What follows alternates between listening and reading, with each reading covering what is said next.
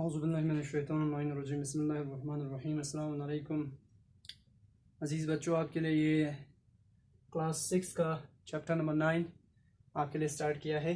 ये रीडिंग करना स्टार्ट करते हैं हम। तो यहाँ पे जो है आपको सबसे पहले here you have been given a theme. इसके पीछे आप देख सकते हैं बुक में ये आपको थीम दिया गया है। इस थीम में देखिए, इसमें पूछा गया है the first question you have been put over here is how do we show we care. हम कैसे ये शो करते हैं कि हम दूसरों का ख्याल रखते हैं। ठीक है, तो इसमें where are the people in this picture. ठीक है, यहाँ पे एक पूछा कि ये पिक्चर में ये जो बंदे हैं वो कहाँ पे। How do you think they know each other. आपको कैसे क्या लगता है कि वो एक दूसरे को जानते हैं, किस तरह जानते थे। या what do you think is happening, क्या हो रहा है, आप क्या सोचते हो क्या हो रहा है। Name two ways you can show someone that you care about them. दो तरीके आप बताओ जिसमें आप दूसरे का ख्याल रखते हैं, ये आप बता सकते हो। What do you think the two people in the picture are saying to each other. वो एक दूसरे से क्या कह रहे हैं। वॉक इन पेयर्स और रोल प्ले द कन्वर्सेशन। अगर हो सकता है तो आप इसको रोल प्ले करने की कोशिश करें। तो आप इसमें इस थीम को पहले बयान करने से पहले हम स्टोरी में जाते हैं, बाद में आप खुद इस चीज़ को देखना कि कैसे होता है। ठीक है, कि क्या क्या होता है, कैसे करते हैं हम केयर वगैरह। तो यहाँ पे आपको स्टोरी दिया गया है जूस स्टोरी।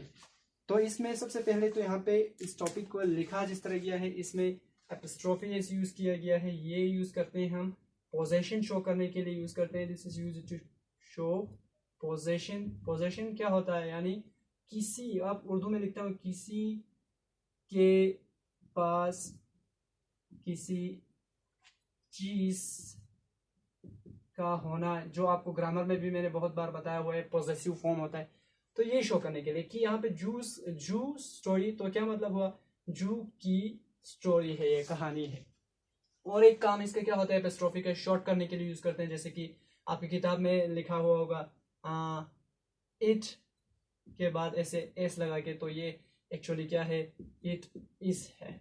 ठीक है, तो इस तरह से शॉर्ट करने के लिए ये यूज होता है। और आपको यहाँ पे थीम को मैंने यहाँ पे लिखा है, देखो थीम को मैं थोड़ा अब एक्सप्लेन कर रहा हूँ। द थीम यानी मजमून, मौजू जो है, how do we show we care. तो अब मैंने इसका आंसर लिखा है, caring for others is such an important thing that the holy prophet सल्लल्लाहु अलैहि वसल्लम सेड। हमारे पैगंबर ने कहा, one who gets up early in the morning, एक इंसान अगर सुबह उठता है जल्दी सुबह सुबह, एंड इज नॉट कंसर्न्ड, और उसको कोई फिक्र नहीं है, कोई ताल्लुक नहीं है, about the affairs of other Muslims, कि दूसरे मुसलमानों के साथ क्या हो रहा है, इज नॉट ए मुस्लिम। इतना अहमियत रखता है कि पैगंबर ने कहा कि वो इंसान मुसलमान ही नहीं। जैसे कि we are now today is the last Friday of the month of the holy Ramadan, which has been declared as the Al-Quds Day by the pioneer of the Islamic Revolution, Ayatollah Imam Khomeini rahmatullah alayhi. तो वो क्यों कर रहे हैं? This is how we are showing that we care about other Muslims. तो आप इस theme को, आप ये थीम ज़रूरी नहीं कि आप इस पिक्चर को ही देखकर डिलीवर करने की कोशिश करो, आप दूसरी तरह भी इसको देख सकते हैं, क्योंकि ये लाइफ रिलेटेड, लाइफ से मुतालिक बातें हैं। जैसे कि आपको कुरान में भी कहा है कि वो बिलवालिदैन एहसाना, तो अपने माँ बाप के साथ हुस्न करो। तो वो फिर क्या हुआ, केयरिंग हुआ। ठीक है, तो यहाँ पे देखो warm up. Let's start reading the story. Warm up दिया गया है यहाँ पे, here you have been given a space over there in the book, warm up है। तो complete this table, try to complete this table, be it anyway। चलो ठीक है, तो इसमें कहा things I can share with my siblings and friends. अब siblings क्या होता है, आपने दो बातें सुनी होगी, सिबलिंग्स और कजिन्स। कजिन सुना होगा, कजिन होता है जिसके साथ आपका with which you have no blood relationship, यानी जो आपके माँ बाप से नहीं हो। सिबलिंग्स होता है आपके अपने भाई बहन, उनको आप बोलते हैं सिबलिंग्स, जो आपके अपने ब्लड रिलेशंस में हो। ठीक है, जो एक ही माँ बाप से हो। तो यहाँ पे पूछा गया है, तो आप इसको लिख सकते हैं, things I can share with my siblings and friends are my books, my mobile phone, my cycle, any other thing, जो कुछ भी आपके पास है। You can share so many things, but there are some students who don't want to share. और कुछ होते हैं जो शेयर नहीं करना चाहते हैं, तो अलग से। नेक्स्ट पूछा है, things I can share with those who don't have all that I do. ठीक है, now there are so many peoples, for example, as we are in the end of the month of the holy Ramadan, we are supposed to take out the क्या कहते हैं उसको, आप arms, खैरात, जो charity करना होता है, टेक आउट द चैरिटी, तो वो क्यों करते हैं? Because there are so many people in our society कि जिनके पास things they don't have as I do, मेरे पास जो चीज़ें हैं वो उनके पास नहीं है. So we try to keep a balance between all the peoples. That's why we take out the charity from our houses. हम अपने घर से चैरिटी या आर्म्स जो है खैरात सदका वो करते हैं. तो ये हो गया. तो इस तरह आप लिख सकते हो, ठीक है. क्यों शेयर करते हैं? I can share my money, I can share my house, etcetera etcetera. अब जो चीज़ें आप करना चाहो. उसके बाद है sharing is important because, sharing is important because if being a Muslim, आप एक मुसलमान हो, तो you have been supposed to take care of the others. If someone is not concerned about the others, he is not supposed to be a Muslim by the Holy Prophet. तो responsibility किसी का ख्याल रखना ये इतना अहमियत रखता है. तो इसके बाद हम कंटिन्यू करते हैं इस स्टोरी को पढ़ना. उम्मीद है ये थोड़ा सा आपको इंटरेस्टिंग लगेगा. क्या है देखिए. Now who is this Zu? Zu is a young girl who lives with her mother. Grammar class पढ़ा था तो आप बिल्कुल ग्रामर क्लास देखना. जू थर्ड पर्सन है, इस है थर्ड पर्सन, ये इस होगा. यंग गर्ल एग्जिस्टेंस बताया था. हु लिव्स, अब ये इवेंट दिखा रहा है, उसका कंडीशन दिखा रहा है. लिव के साथ लिव पे एस लगाए क्योंकि हम लिव हु किसकी बात कर रहे हैं? जू की. Lives with her mother. Her father had been killed in a tragic accident a few years ago. अब उसके वालिद का क्या हुआ है? एक्सीडेंट हो गया है और मारा जा चुका है इन ए ट्रेजिक एक्सीडेंट. ट्रेजिक क्या होता है? अब इस वर्ड को देखिए, ये बहुत इंपॉर्टेंट वर्ड है, आपको बहुत काम में आएगा. ट्रेजिक है, ये असल में है ट्रेजिक होता है.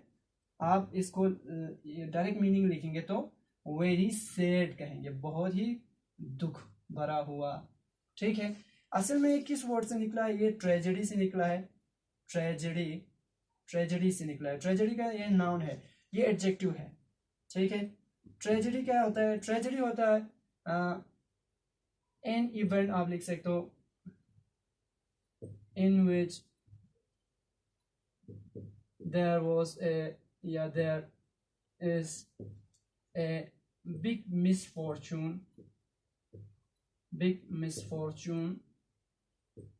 fortune or loss happens to someone. किसी के साथ कुछ बुरा हो जाता है, उसकी बड़ी बदकिस्मती हो जाते है. happens to someone, किसी का कुछ बहुत नुकसान हो जाए. someone.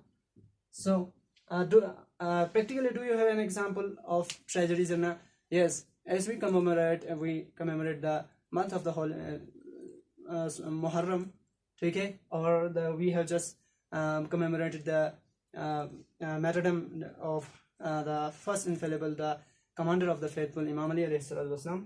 That was a tragic event. तो आप इससे कहते हो ट्रेजिक क्या होता है? Tragedy. This was what we call tragedy. तो ये होता है एक अलमनाक, उर्दू में कहें तो अलमनाक, बहुत ही दर्द भरा, दुख भरा एक्सीडेंट हुआ था जिसमें उसके कुछ साल पहले उसके वालिद का डेथ हो गया. Her mother is a domestic help.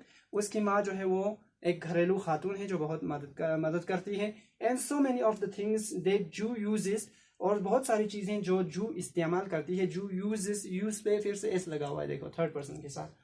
Text books for example. अब ये देखो, ये डैश लगा हुआ है. डैश क्यों यूज करते हैं? आपको जम करने के लिए. जैसे कि यहाँ पे यूजेस लाइक, उसको स्किप कर लिया इसने, यहाँ पे सीधा लिखा है. टेक्स्ट बुक्स है, स्कूल बैग है, लंच बॉक्स है. एंड अम्ब्रेलाज जो है are second hand. Second hand यानी जो किसी ने पहले इस्तेमाल किया हो वो होते हैं. हाउएवर, हालांकि, जू लुक्स आफ्टर ऑल हर थिंग्स वेल. वो अपने हर चीज का ख्याल रखती है. And is a cheerful and practical girl. और चीयरफुल यानी बहुत ही खुश मिजाज, और प्रैक्टिकल गर्ल है यानी जिंदगी में शिकायतें करना उसका काम नहीं है. वो प्रैक्टिकली देखती है कि वो क्या कर सकती है, अच्छा क्या कर सकता है, बुरा क्या कर सकता है. Read on to find out more about her life. आप इसको कहानी को आगे कंटिन्यू करें ताकि आपको पता चले कि इसके साथ क्या हुआ. आप देखिए, June never thought of the gift she received as being old. ठीक है.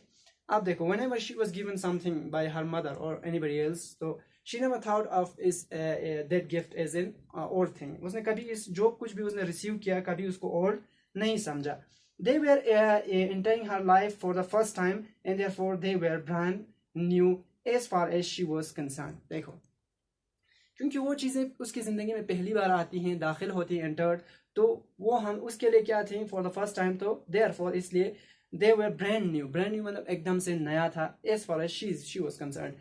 देखो from her point of as far as she was concern, as far as the holy prophet is concern, ठीक है, we are not suppose to be a Muslim if we are not concern with the other Muslims. तो इस तरह as far as she was concern from the point of view of her they were brand new, वो सब क्या थी, बिल्कुल नहीं होती थी, ठीक।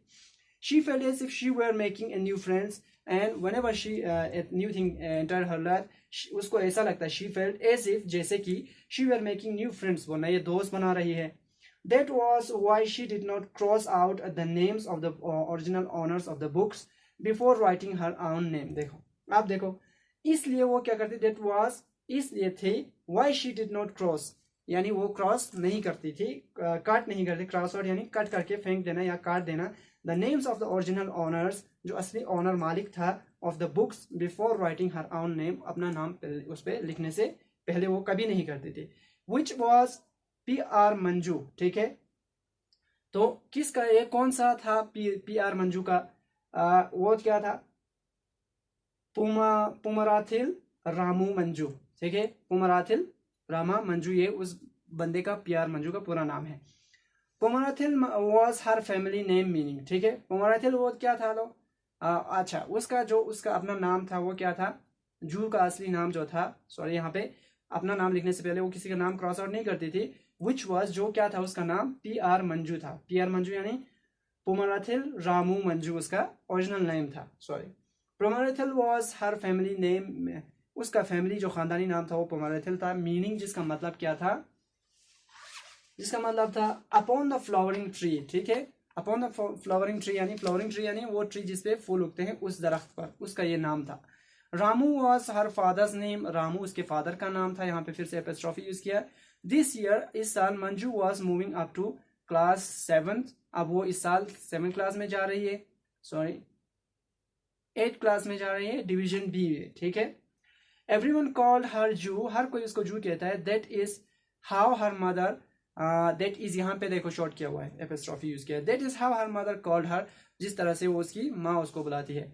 जू थॉट, वो सोचती है, her mother rationed her name too, ठीक है, रेशेंट क्या होता है, रेशनल, यहाँ पे लिखा है a funny way of saying that whose mother shorten her name so that Manju would not be use it too often, ठीक है, तो ये एक फनी तरीका होता है जिसको कहते हैं हम राशेंट हर, तो रेशेंट हर नेम टू, तो उसने शॉर्ट किया हो उसको, funny way of shortening her name so that she had not to repeat the name Manju time and again, बार बार उसको मंजू का नाम रिपीट न करना पड़े। Ration her name too like she did rice, जैसे कि उसने क्या किया हुआ है, rice, dal, salt, soap, oil and so on, जैसे कि उसने क्या किया हुआ था, चावल का, दाल का, या साल्ट का, या सोप का, या ऑयल का वगैरह का, एंड सो ऑन, बाकी चीज़ों का नाम रखा था। इन एनी केस, किसी भी तरह, she love it being called Zu because most people remember it easily, तो किसी भी हालत में वो ये पसंद करती थी कि कोई इसको जू कह के बुलाए, क्योंकि ये जो है ज़्यादातर लोगों के लिए आसान होता था उसको याद करना।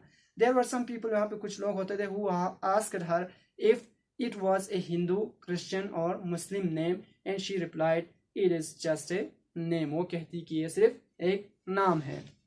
उसके बाद है, of course there were size problems with the old dresses, size problems होता है अगर कोई पुराना ड्रेस देता। स्कर्ट्स वेयर टू टाइट, कुछ स्कर्ट जो होते हैं, कपड़े जो होते हैं, वर्दी जो आपके होते हैं स्कर्ट्स, वो टाइट होते हैं, और टू लॉन्ग या कुछ बहुत लंबे होते हैं। And blouses were too large, या आपके जो ट्राउजर्स होते हैं वो बहुत लंबे होते हैं, और टू शॉर्ट या बहुत छोटे होते हैं। बट मधु, जूस मदर, जू की माँ जो है, मधु जो उसका नाम है, would back early with whom whose father had shared work, और जिसके साथ मगर उसकी माँ मधु जो है वो बेक इल्तिजा करती, रिक्वेस्ट करती अली नाम के बंदे से, विथ हुम जिसके साथ, whose father had shared work जिसके फादर के साथ, सॉरी अली के साथ जू के फादर क्या करता था, काम शेयर किया करता था। To alter them to suit you, तो ऑल्टर क्या होता है, चेंज, मेक ए चेंज, ताकि वो सूटेबल हो जाए। तो we are closing here over here, ठीक है, फिर इसके बाद हम नेक्स्ट क्लास में कंटिन्यू करेंगे। Thank you very much.